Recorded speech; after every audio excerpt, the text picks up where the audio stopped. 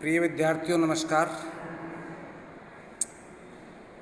श्री ओसवाल जैन उच्च माध्यमिक विद्यालय के द्वारा ऑनलाइन क्लासेज में आपका स्वागत है। आज हम हिंदी साहित्य कक्षा 12 में संकलित पाठ केदारनाथ सिंह की रचना बनारस कविता पढ़ने जा रहे हैं। इस कविता के 2 भाग हम पहले पढ़ चुके हैं। इसी कविता बनारस कविता का ही तीसरा भाग आज हम अध्ययन करने जा रहे हैं। कवि केदारनाथ सिंह इस बनारस कविता के माध्यम से हमें बनारस शहर की वस्तु स्थिति से अवगत कराते हैं।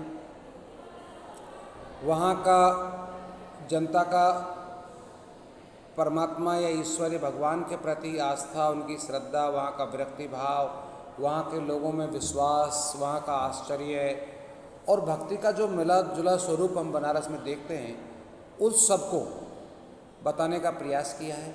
साथ ही काशी की या बनारस, वहाँ के इन जो भगवान के आस्था के जो केंद्र ये माने गए हैं, इनका आध्यात्मिक स्वरूप भी इस कविता में हमें देखने को मिलता है। ये बनारस शहर के जो पुराने रहस्य हैं, उन रहस्यों को भी बताने का प्रयास करती है ये कविता। यानी कवि केदारनाथ सिंह ने बनारस शहर के जो पुराने रहस्य हैं, उन रहस्यों को खोलने का भी प्रयास किया है। यानी यहाँ पर उनके दार्शनिक स्वरूप भी इस कविता के माध्यम से प्रकट होते हैं। देखते हैं इस कविता का तीसरा भाग। पहले भाग में हमने यहाँ तक देखा था और दूसरा भाग हमने यहाँ से शुरू किया। यहाँ से इस कविता में आगे अपने यहाँ तक आधा सौ में, आधा नींद में, आधा शंख में, अगर ध्यान से देखो तो ये आधा है और आधा नहीं है। यहाँ तक हमने इस कविता के दूसरे भाग में अध्ययन किया था। इस बनारस कविता के तीसरे भाग में हम अब यहाँ से इसका अध्ययन करने चल रहे हैं। तो देखिए बेटे, इसमें आगे क्या बताता है कवि केदारनाथ सिंह। आपने देखा कि इसे अचानक देखो, अद्भुत है इसकी बनावट, ये आधा जल में है, आधा मंत्र में, आधा फूल में।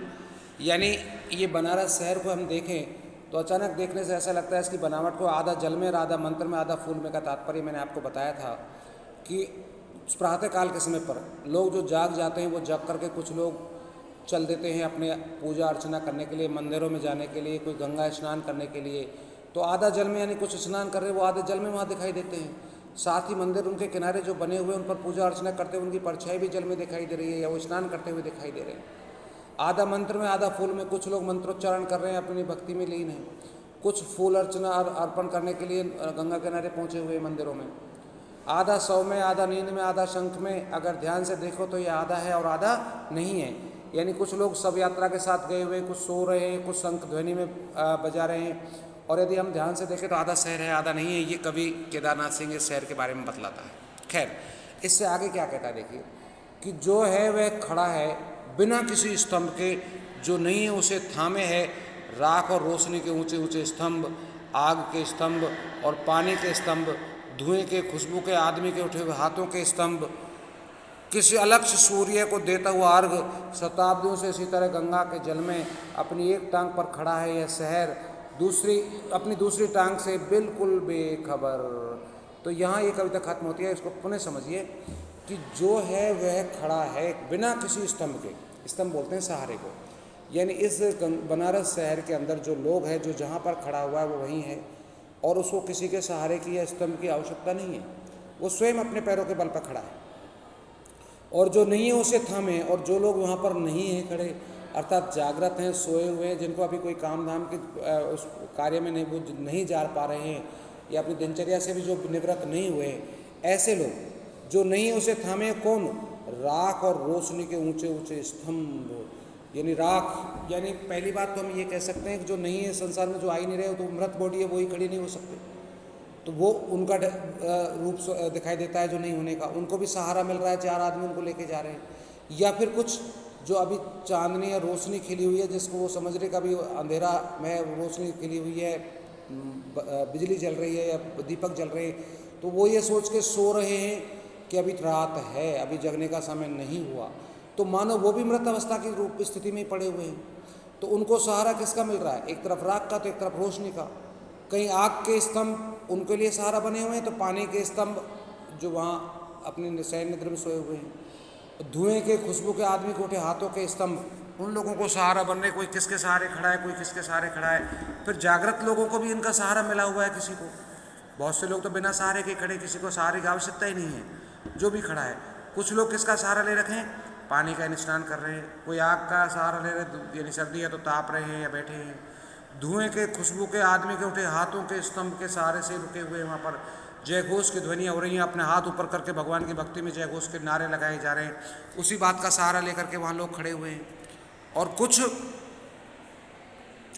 किसी अलक्षित सूर्य को देता हुआ अर्घ, यानी वहाँ लोग अलक्षित जो लक्ष्य से भी परे है, ऐसे उस आने वाले सूरज को भी देता हुआ अर्घ। अर्घ मतलब उनको जल अर्पण करना, यानी जल चढ़ा रहे हैं सूर्य देव भगवान पर।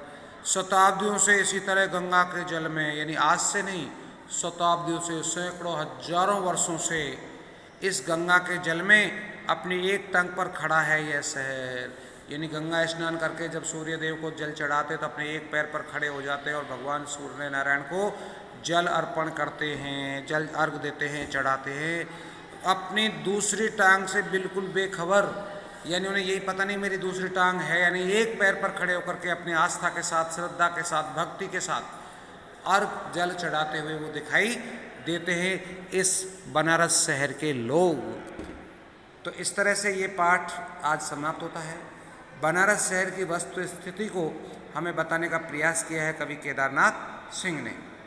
और मैं समझता हूँ शायद ये आप सबको ये कविता, इसका भावार्थ, कवि की भावनाएं आपको समझ में आ गई होंगी कि बनारस शहर में किस तरह से लोग अपनी दिनचर्या को, अपने जीवन को कैसे जीते हैं, वो सारे दृश्य बताने का प्रयास यहाँ कवि केदारनाथ ने किया है। तो इस तरह से आज अपनी ये कविता पूरी होती है।